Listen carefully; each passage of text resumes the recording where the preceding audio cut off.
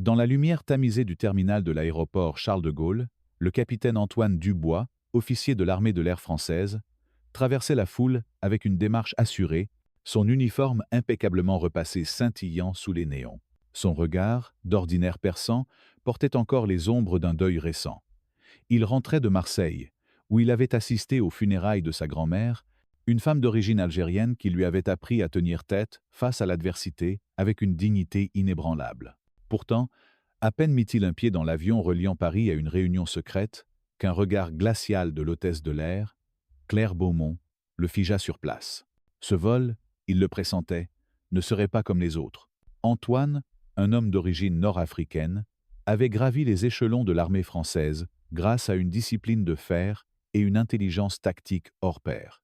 Son uniforme, orné des insignes de son rang, n'était pas seulement un symbole de sa carrière.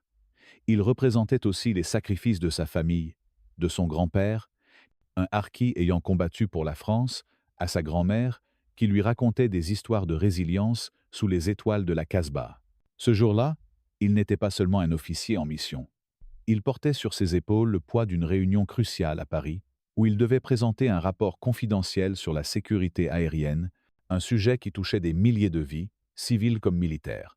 En tendant son billet de première classe à l'agent d'embarquement, une femme d'âge mûr aux lunettes élégantes, il reçut un sourire chaleureux. « Merci pour votre service, capitaine », dit-elle, avec une sincérité qui contrastait avec l'agitation frénétique du terminal.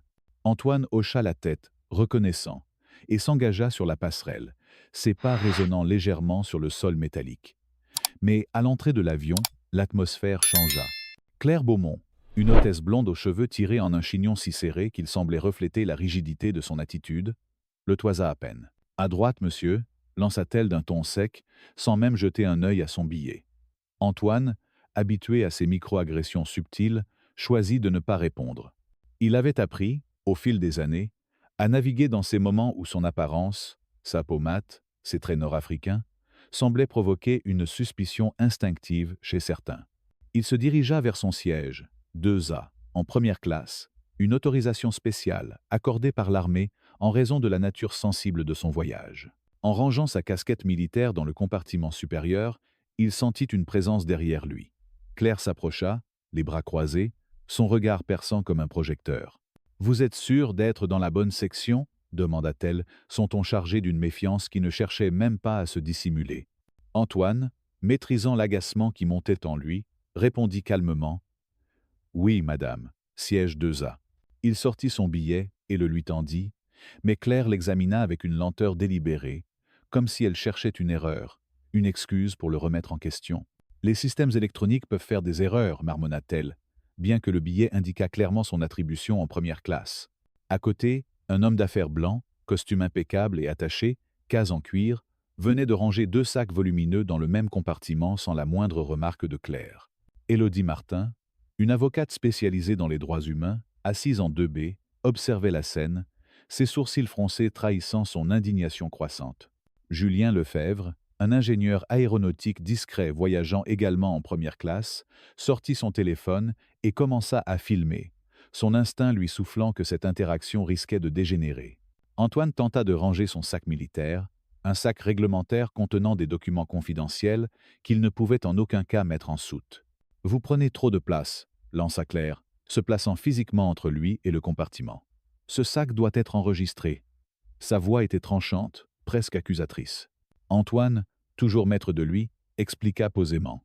« Avec tout le respect, madame, ce sac contient du matériel militaire qui ne peut pas être mis en soute conformément aux réglementations. » Claire l'interrompit, son ton montant d'un cran. « Les règles s'appliquent à tout le monde, pas seulement à vous. » Le compartiment, presque vide à l'exception de la casquette d'Antoine et des sacs de l'homme d'affaires, rendait son argument absurde.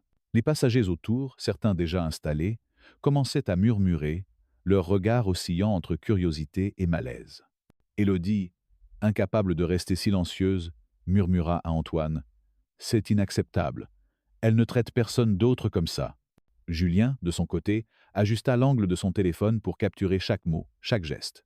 Antoine, déterminé à éviter une confrontation inutile, proposa une solution.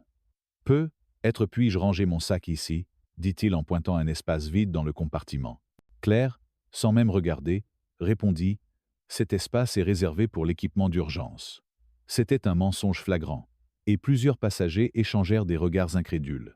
La frustration montait dans la poitrine d'Antoine, mais il garda son calme, une compétence acquise au fil des années dans des salles où il était souvent le seul officier de couleur. « Je comprends », dit-il, sa voix toujours mesurée. « Puis-je parler au capitaine ou à l'hôtesse en chef ?»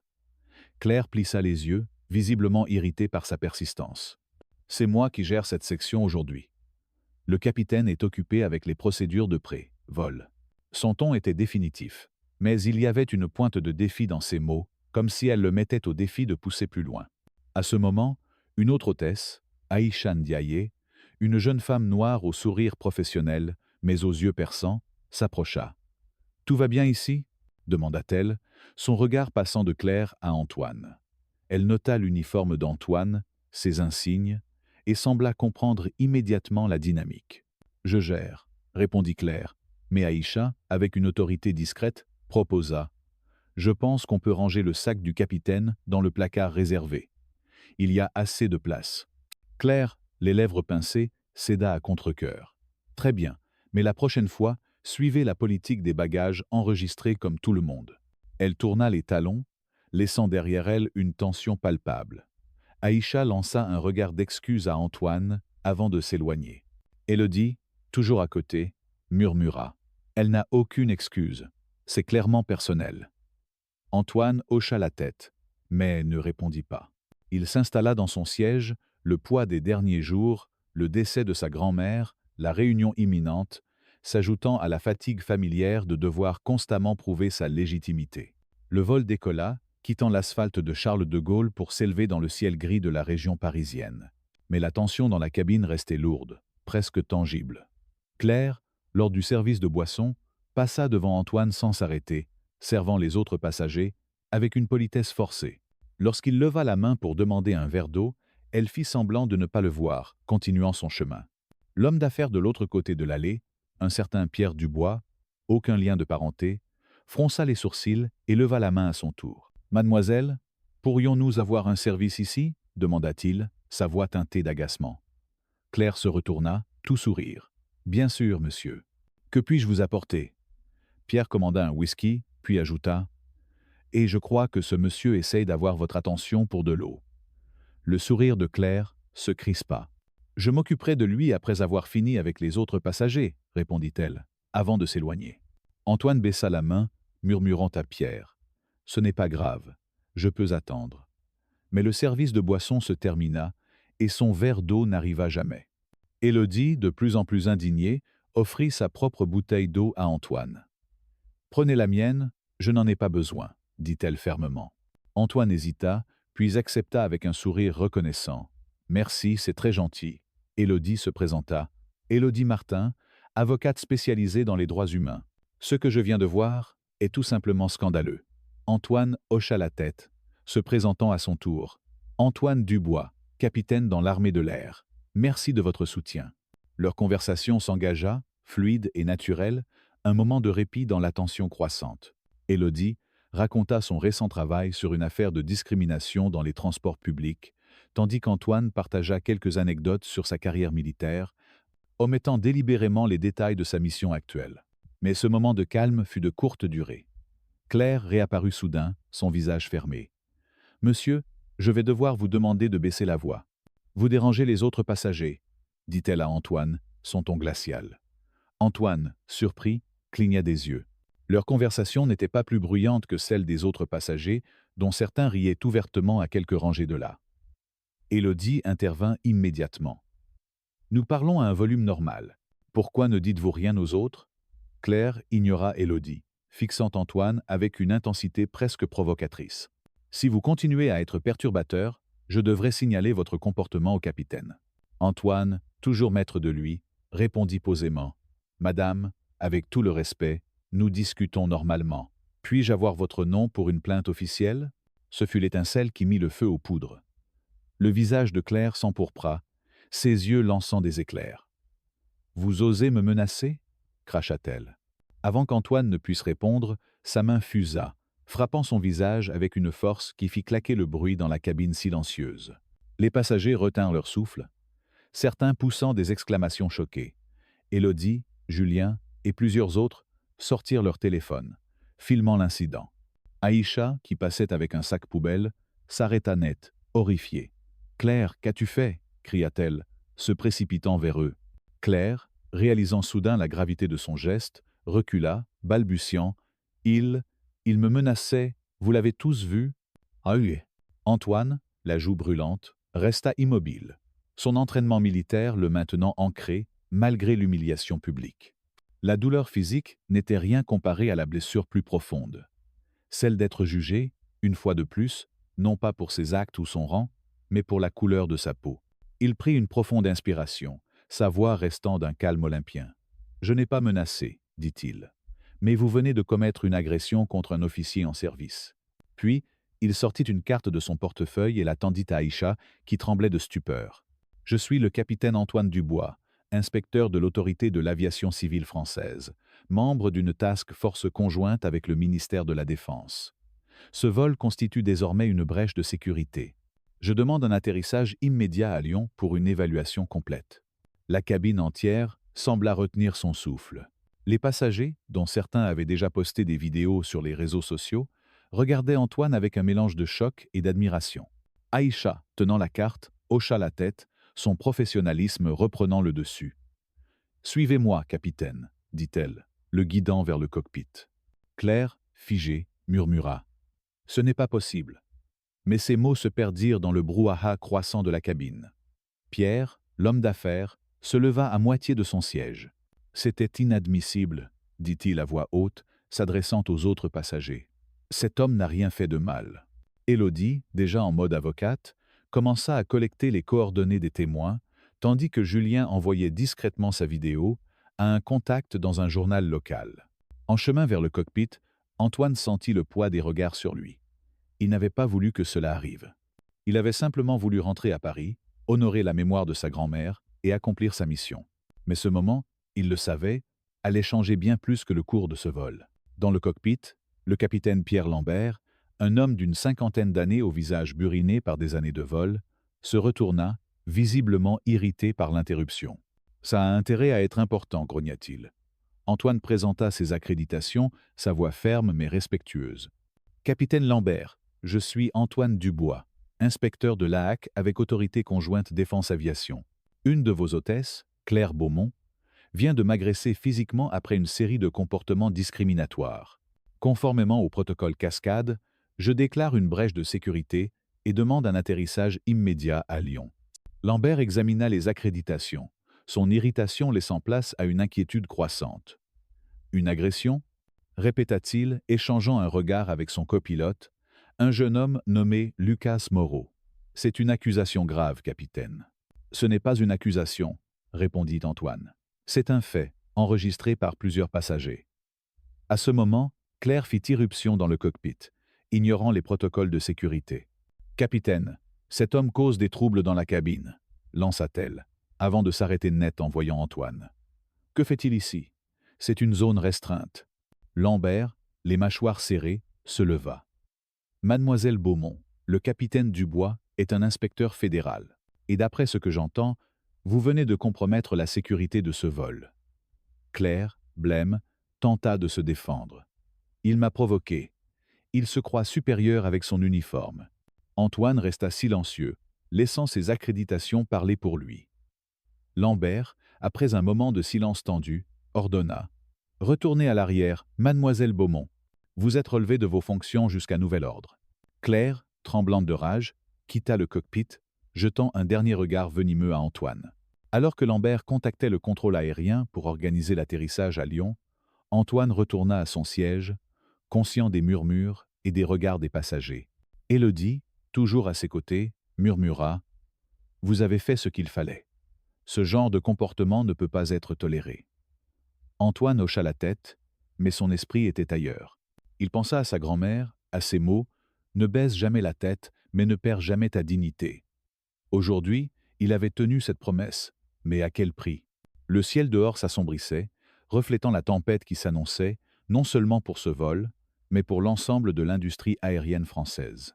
L'avion toucha le tarmac de l'aéroport de Lyon-Saint-Exupéry avec une douceur qui contrastait avec la tempête qui se déchaînait déjà à l'extérieur. À peine les moteurs coupés, les réseaux sociaux s'embrasèrent sous le hashtag Justice pour Antoine, propulsé par les vidéos des passagers qui circulaient à une vitesse fulgurante. Le capitaine Antoine Dubois, toujours dans son uniforme impeccable malgré la marque rouge sur sa joue, descendit de l'avion sous les regards curieux et les murmures des autres passagers. Ce qui avait commencé comme un incident isolé dans une cabine de première classe était sur le point de devenir une affaire nationale, un cri de ralliement contre l'injustice qui résonnerait bien au-delà des murs de l'aéroport. Dans le terminal, l'agitation était palpable. Des équipes de télévision, alertées par les premières publications sur les réseaux sociaux, installaient déjà leurs caméras près de la porte d'arrivée. Antoine, escorté par Aïcha Ndiaye, l'hôtesse qui avait tenté de désamorcer la situation à bord, et suivi de près par Élodie Martin, l'avocate des droits humains, avançait avec une dignité militaire qui contrastait avec le chaos naissant. Aïcha, visiblement secouée, murmura « Capitaine, je suis désolé. Je n'ai pas agi assez vite. » Antoine posa une main rassurante sur son épaule. « Vous avez fait ce que vous pouviez, Aïcha. Ce n'est pas votre faute. » Élodie, déjà en mode professionnel, collectait les coordonnées des témoins, son carnet rempli de noms et de numéros de téléphone. Julien Lefebvre, l'ingénieur aéronautique qui avait filmé l'incident, s'approcha timidement. « Capitaine Dubois, j'ai envoyé ma vidéo à une amie journaliste. Elle travaille pour Le Monde. Ça va faire du bruit. » Antoine hocha la tête, conscient que ce bruit allait changer la trajectoire de sa mission, et peut être de sa vie. Dans une salle de conférence privée du terminal, une femme élégante en tailleur sombre s'avança vers Antoine. « Capitaine Dubois, je suis Sophie Laurent, directrice des services en vol pour la région sud-est de la compagnie.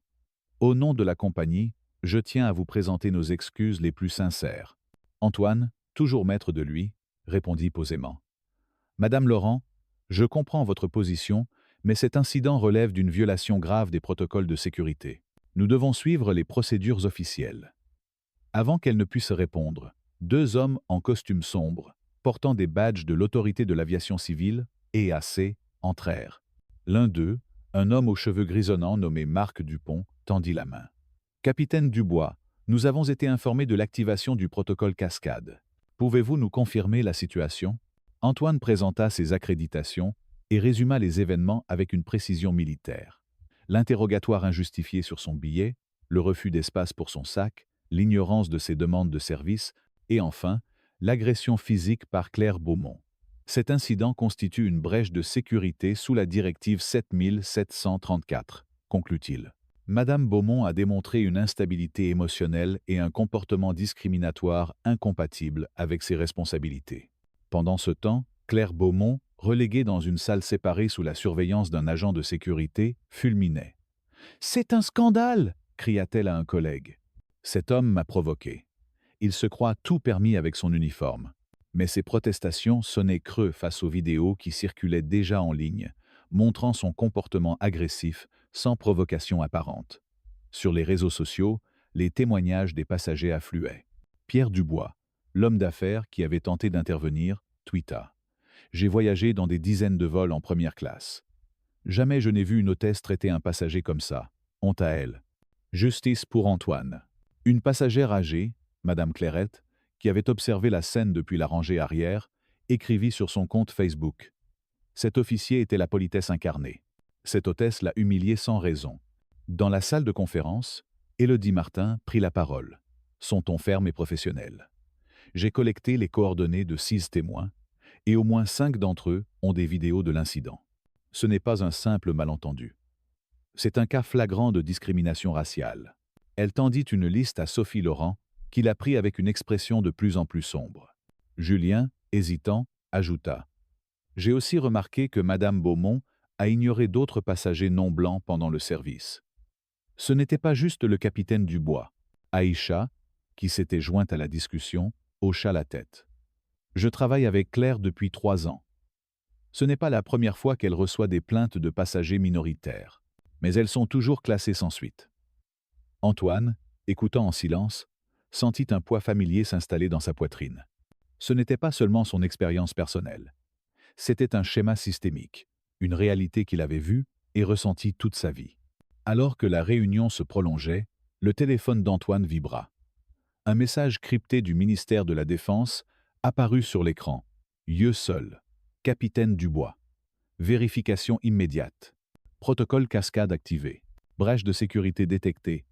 Secteur aviation civile. Engagé mesures d'urgence. Directive 7734. Autorisation Delta Bravo Whisky. Antoine ferma les yeux un instant, laissant la portée du message s'installer. Ce que personne dans la pièce ne savait, pas même Élodie ou Aïcha, c'était qu'Antoine n'était pas seulement un officier militaire.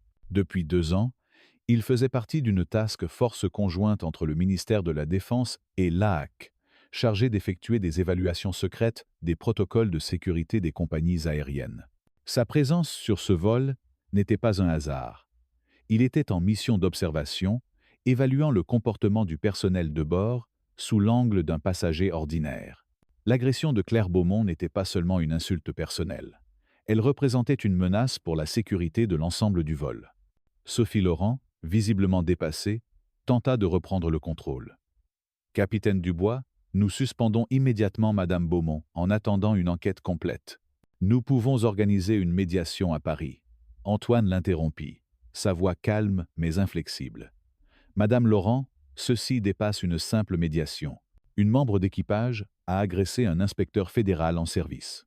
Les protocoles exigent une évaluation complète de la sécurité et je maintiens ma demande de suspension des opérations de ce vol jusqu'à ce que l'enquête soit terminée. » Marc Dupont, l'agent de l'AAC, acquiesça. Le protocole cascade donne au capitaine Dubois l'autorité nécessaire. Nous devons procéder. À l'extérieur, la tempête médiatique prenait de l'ampleur. Camille Dubois, une journaliste d'investigation indépendante, sans lien avec Antoine, avait reçu la vidéo de Julien et travaillait déjà sur un article explosif. Dans un café près de l'aéroport, elle tapait frénétiquement sur son ordinateur portable, ses écouteurs diffusant les interviews des passagers qui sortaient du terminal. « Ce n'est pas un incident isolé », écrivit-elle dans son brouillon. Des sources internes suggèrent que la compagnie a ignoré des plaintes similaires pendant des années. Camille, connue pour ses enquêtes sur les injustices sociales, voyait dans cette affaire une opportunité de révéler un problème systémique dans l'industrie aérienne française. Elle contacta Aïcha, qui, après une hésitation, accepta de lui parler sous couvert d'anonymat. « Ce n'est pas juste, Claire, » confia Aïcha. « Il y a une culture dans certaines compagnies où les plaintes des passagers non blancs sont minimisées. J'ai vu des collègues être réprimandés pour avoir dénoncé ce genre de comportement. Dans le terminal, les passagers attendaient des instructions, beaucoup exprimant leur soutien à Antoine. Madame Clairette, la passagère âgée, s'approcha de lui avec un mouchoir. « Pour votre joue, mon cher. Ça commence à bleuir. » Antoine accepta avec un sourire reconnaissant, touchant machinalement la marque laissée par la gifle. Pierre, l'homme d'affaires, lui tendit une carte de visite. « Je m'appelle Pierre Dubois. Drôle de coïncidence de nom, non? Je suis prêt à témoigner de tout ce que j'ai vu. Ce qu'elle a fait était impardonnable. » Élodie, toujours en action, coordonnait les témoignages, envoyant des messages à son réseau d'avocats pour préparer une plainte officielle. « C'est plus qu'un incident individuel, » dit-elle à Antoine. « C'est une violation des droits humains fondamentaux. » Alors que la nuit tombait sur Lyon, un hélicoptère aux couleurs de la compagnie atterrit sur une plateforme adjacente au terminal. Sophie Laurent murmura, nerveuse. « Notre PDG. Il a été informé en urgence. » Antoine, impassible, observa l'agitation croissante. Les chaînes d'information, de BFM TV à France 24, diffusaient désormais les vidéos en boucle, accompagnées de commentaires indignés. Un officier militaire agressé par une hôtesse de l'air. Scandale à bord d'un vol Paris-Lyon, titrait une chaîne. Un tweet viral d'un passager résumait l'opinion générale. Le capitaine Dubois était l'image même de la dignité. Cette hôtesse a déshonoré sa profession. Justice pour Antoine. Dans la salle où Claire était retenue, elle continuait de protester. « Vous ne comprenez pas », lança-t-elle à un agent de sécurité. « Il m'a provoqué. Il jouait la carte de l'uniforme pour obtenir un traitement spécial. » Mais ces mots sonnaient de plus en plus creux, surtout lorsque Sophie Laurent entra, accompagnée d'un représentant syndical. « Mademoiselle Beaumont, » dit Sophie, son ton glacial, « vous êtes suspendue avec effet immédiat. Veuillez remettre vos identifiants et vos appareils professionnels. » Claire, blême, tenta une dernière défense. C'est de la discrimination contre moi. Vous prenez son parti à cause de son uniforme et de sa couleur. La pièce devint silencieuse. Même Claire sembla réaliser qu'elle venait de confirmer ses propres préjugés. Sophie, sans un mot, fit un signe à l'agent de sécurité qui escorta Claire hors de la salle.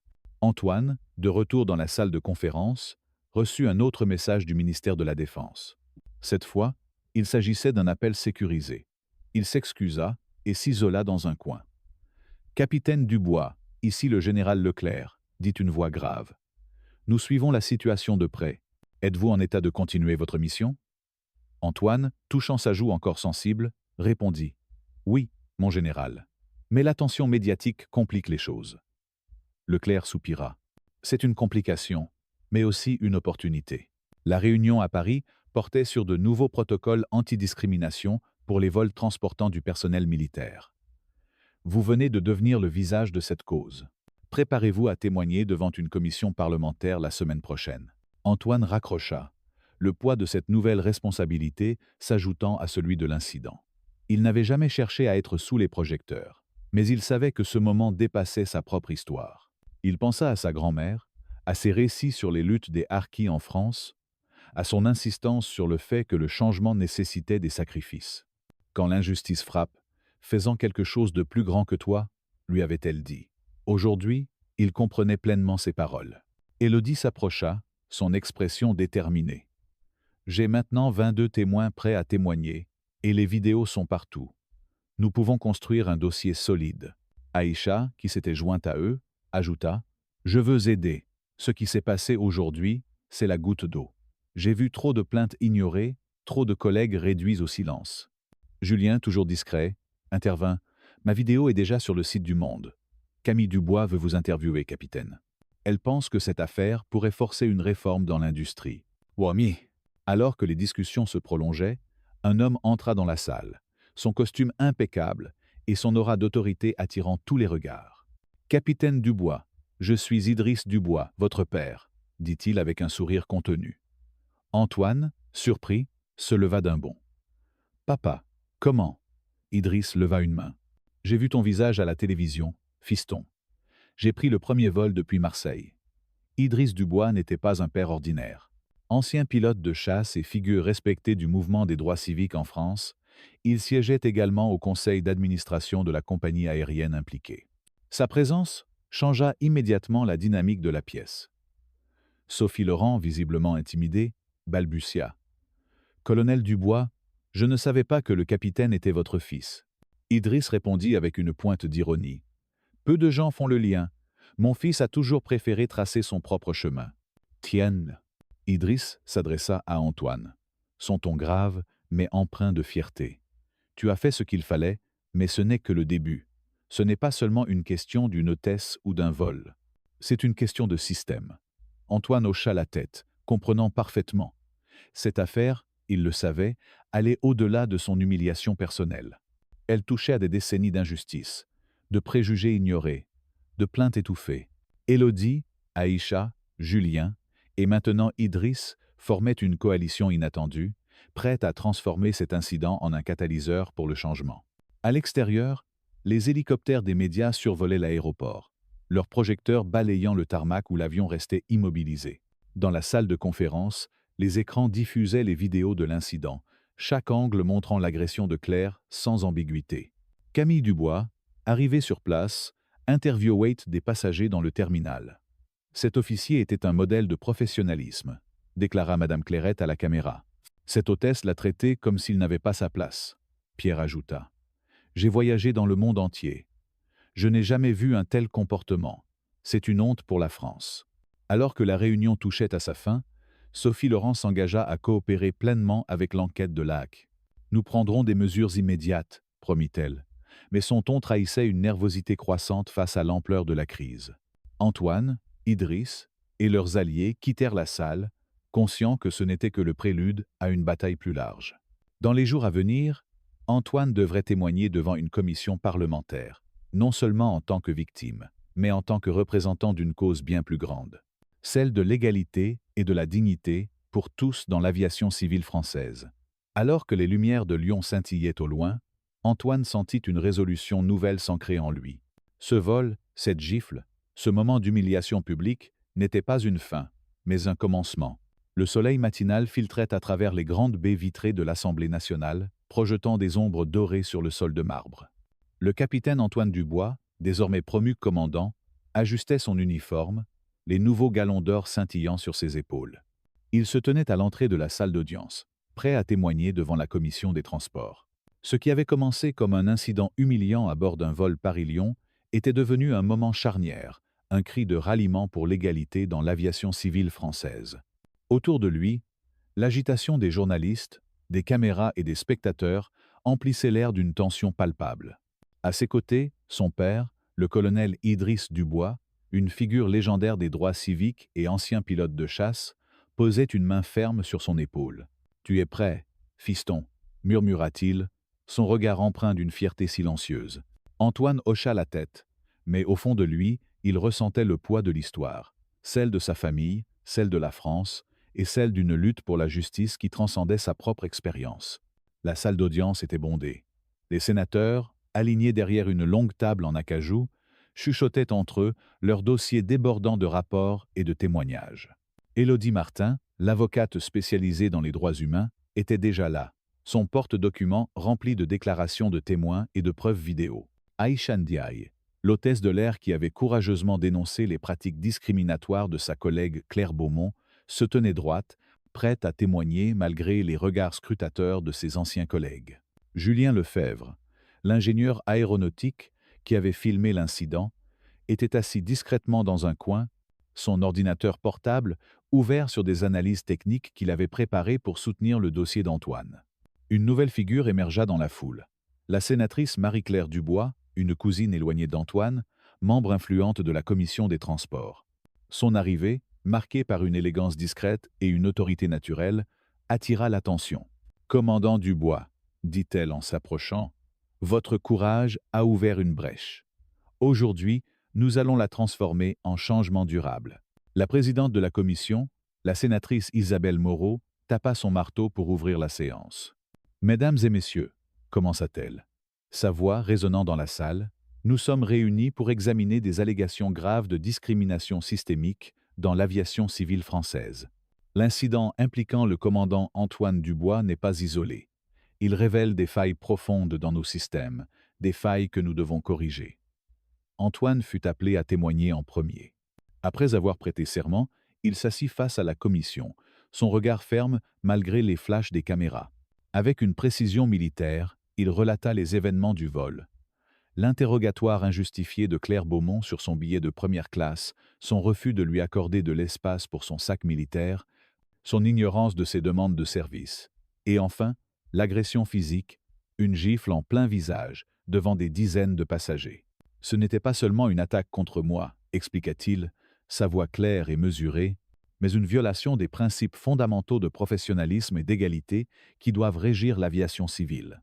La sénatrice Moreau, connue pour son franc-parler, l'interrogea. « Commandant Dubois, en votre qualité d'inspecteur de l'autorité de l'aviation civile, comment évaluez-vous les implications sécuritaires de cet incident ?» Antoine se pencha vers le micro. « Madame la sénatrice, la sécurité aérienne ne se limite pas à contrer les menaces externes. Elle repose sur la cohérence et l'impartialité des procédures à bord. Lorsqu'un membre d'équipage applique les règles de manière discriminatoire, en fonction de la race, du genre ou de toute autre caractéristique, cela introduit une imprévisibilité dans le système. L'imprévisibilité est l'ennemi de la sécurité. Une hôtesse qui laisse ses préjugés guider ses actions peut compromettre la gestion d'une situation d'urgence. » Il présenta des statistiques compilées par sa task Force conjointe avec le ministère de la Défense. Les passagers issus de minorités étaient 3 fois plus susceptibles d'être interrogés sur leur place attribuée, 2 fois plus susceptibles de se voir refuser l'accès aux compartiments à bagages et 5 fois plus susceptibles de voir leur plainte ignorée sans examen formel. Ces chiffres ne sont pas des anecdotes, ajouta-t-il. Ce sont des vulnérabilités systémiques qui mettent en danger tous les passagers. Aïcha Ndiaye fut appelée ensuite. Son témoignage, livré avec une émotion contenue, frappa la salle par sa sincérité. « J'ai travaillé dans l'aviation pendant 5 ans, » commença-t-elle. « J'ai vu des plaintes de passagers non blancs être systématiquement minimisées, classés comme des malentendus ou des sensibilités exagérées. Claire Beaumont avait déjà reçu des plaintes similaires avant cet incident, mais elles n'ont jamais été prises au sérieux. Il existe une culture de silence dans certaines compagnies, où dénoncer un collègue pour discrimination est perçu comme une trahison. Lorsqu'on lui demanda si elle craignait des représailles professionnelles, Aïcha redressa les épaules. J'ai plus peur de rester silencieuse que de parler. Ce qui est arrivé au commandant Dubois aurait pu arriver à n'importe quel passager qui me ressemble. La prochaine fois, ce pourrait être quelqu'un sans son autorité ou ses moyens de se défendre. Élodie Martin suivit, son expertise juridique apportant une rigueur implacable au débat. Cet incident, expliqua-t-elle, n'est pas seulement une question de comportement individuel. Il révèle une défaillance structurelle dans la manière dont les compagnies aériennes traitent les plaintes de discrimination. Les vidéos des passagers montrent un schéma clair. Claire Beaumont a ciblé le commandant Dubois dès son embarquement, le traitant différemment des autres passagers, sans raison objective. Elle présenta un dossier de 27 témoignages, appuyés par des enregistrements vidéo, et cita des précédents juridiques, dont une affaire emblématique défendue par Idriss Dubois dans les années 1970, qui avait établi des normes pour l'égalité dans les transports publics. Nous ne pouvons pas continuer à ignorer ces schémas sous prétexte qu'ils sont inconfortables à affronter, conclut-elle. Le témoignage le plus poignant vint d'Idriss Dubois. À 70 ans, l'ancien pilote de chasse et activiste des droits civiques entra dans la salle avec une prestance qui imposa le silence. J'ai volé pour la France à une époque où les hommes comme moi n'étaient pas autorisés à s'asseoir dans certains cafés parisiens, commença-t-il, sa voix grave résonnant comme un écho de l'histoire. J'ai plaidé devant la Cour de cassation pour garantir l'égalité dans les transports. Et pourtant, des décennies plus tard, je vois mon fils, un officier décoré, subir le même traitement que j'ai combattu.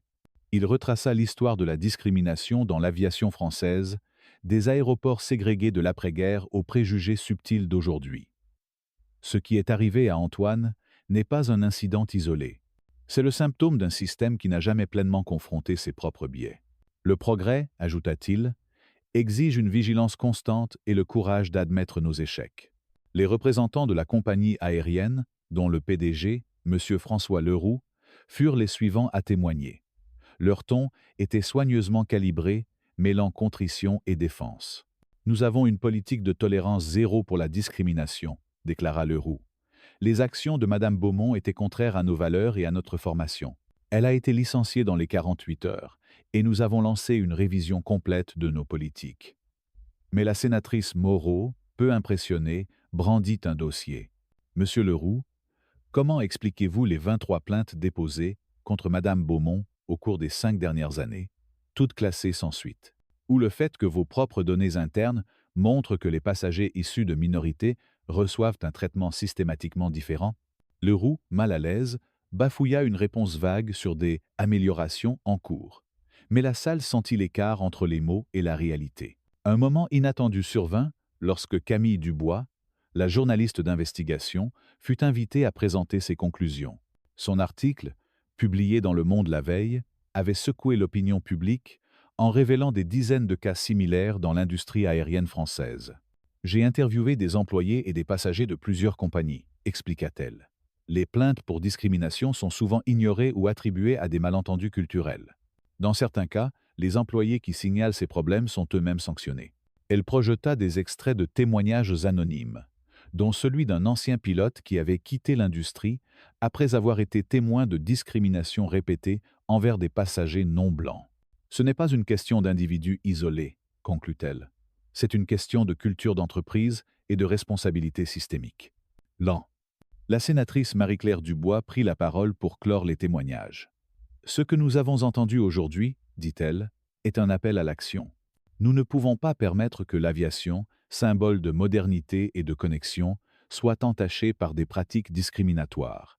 Je propose la création d'une législation, que j'appellerai le protocole Dubois, pour établir des normes fédérales en matière de formation anti-discrimination et de conformité dans l'aviation civile. » Elle détailla les recommandations de la Task Force d'Antoine.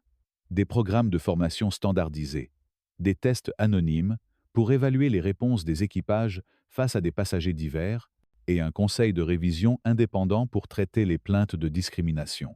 L'objectif n'est pas la punition, souligna-t-elle, mais l'amélioration. Nous voulons que les compagnies aériennes réussissent à traiter tous les passagers avec dignité et respect, car cela renforce la sécurité pour tous. Alors que la commission se prolongeait, Antoine reçut un message discret de son supérieur, le général Leclerc. Le ministre des Transports veut accélérer le calendrier, indiquait le message. Votre témoignage est en train de changer la donne. Préparez-vous à un rôle élargi. Antoine sentit une vague d'émotion l'envahir. Il n'avait jamais cherché à être un symbole. Mais il comprenait que ce moment était plus grand que lui. Il pensa à sa grand-mère, à ses paroles. Quand l'injustice frappe, fais-en quelque chose de plus grand que toi. Aujourd'hui, il honorait cet héritage. À la fin de l'audience, la sénatrice Moreau annonça que la commission rédigerait une législation incorporant les recommandations du protocole Dubois. Les caméras suivirent Antoine alors qu'il quittait la salle, entouré de journalistes criant des questions. Idriss, à ses côtés, murmura « Tu as fait ce que je n'ai pas pu accomplir à ton âge. Tu as donné une voix à ceux qui n'en ont pas. » Antoine, ému, ne répondit pas, mais serra la main de son père avec gratitude. Dans les jours qui suivirent, l'affaire domina les gros titres. Le protocole Dubois, une révolution dans l'aviation française, proclama Le Figaro. Le commandant Dubois déclenche une réforme nationale, titra Libération. Sur les réseaux sociaux, le hashtag Justice pour Antoine dépassa les 3 millions de mentions, portées par des histoires de passagers partageant leurs propres expériences de discrimination. La compagnie aérienne, sous pression, annonça des changements immédiats, des formations obligatoires pour tout le personnel, un conseil indépendant pour examiner les plaintes et des tests réguliers pour évaluer l'équité du service. Leur cours en bourse chuta de 12% en une journée, un rappel brutal des conséquences financières d'une crise de réputation. Un développement inattendu concernait Claire Beaumont. Après son licenciement, elle avait initialement nié toute faute, menaçant de poursuivre la compagnie pour licenciement abusif. Mais face à la montagne de preuves, vidéos, témoignages et l'article accablant de Camille, elle finit par craquer. Lors d'une interview télévisée, les larmes aux yeux, elle admit « J'ai laissé mes préjugés guider mes actions.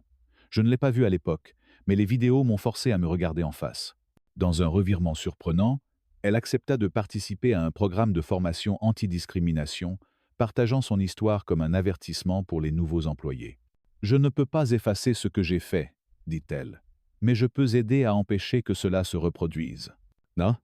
Aïcha Ndiaye, de son côté, trouva une nouvelle voie. Reconnue pour son courage, elle fut promue à un poste de direction dans les initiatives de diversité de la compagnie. Elle utilisa son expérience pour identifier les biais subtils qui passaient souvent inaperçus, travaillant avec Élodie pour développer des modules de formation basés sur des scénarios réels. Julien Lefebvre, quant à lui, rejoignit un groupe de travail technique pour intégrer des systèmes de surveillance anonymes dans les cabines, renforçant la transparence des interactions entre équipage et passagers. 6 mois plus tard, Antoine se tenait dans la salle de conférence principale du ministère des Transports, désormais commandant et conseiller spécial auprès du ministre. Devant lui, une banderole proclamait « Lancement officiel du protocole Dubois pour des normes équitables en aviation ». Il prit la parole, sa voix empreinte d'une autorité tranquille. « Aujourd'hui ne marque pas une fin, mais un commencement », déclara-t-il. Le véritable travail de transformation se fait dans les interactions quotidiennes entre le personnel et les passagers de toutes origines.